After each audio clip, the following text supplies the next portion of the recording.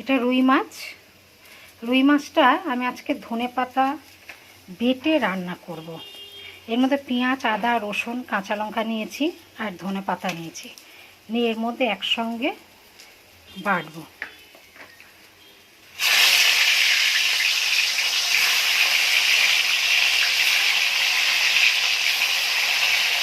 মাছটা ভেজে নেব।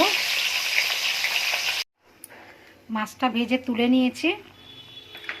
এবার তেল গরম আছে, এর মধ্যে হচ্ছে কালো জিরে আর শুকনো লঙ্কা, তেজপাতা ফোড়ন।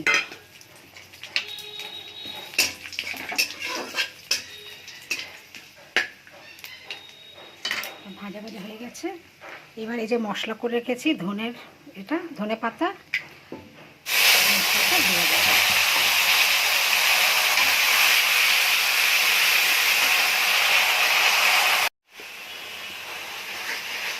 মশলাটা ভাজা ভাজা হয়ে গেছে। এবারে হলুদ, কাশ্মীরি লঙ্কা আর হচ্ছে নুন দিয়ে দিচ্ছি।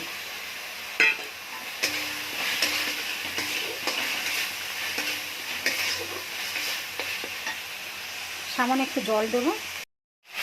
মশলা তেল ছেড়ে দিয়েছে।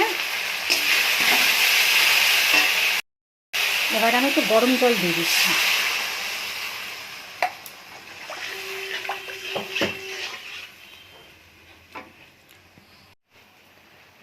ঝোলটা ফুটে গেছে। এবার মাছগুলো আমি দিয়ে দিচ্ছি।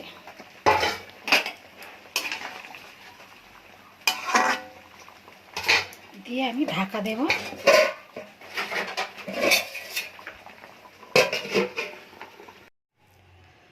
ধনে পাতা দিয়ে মাছের ঝাল রেডি।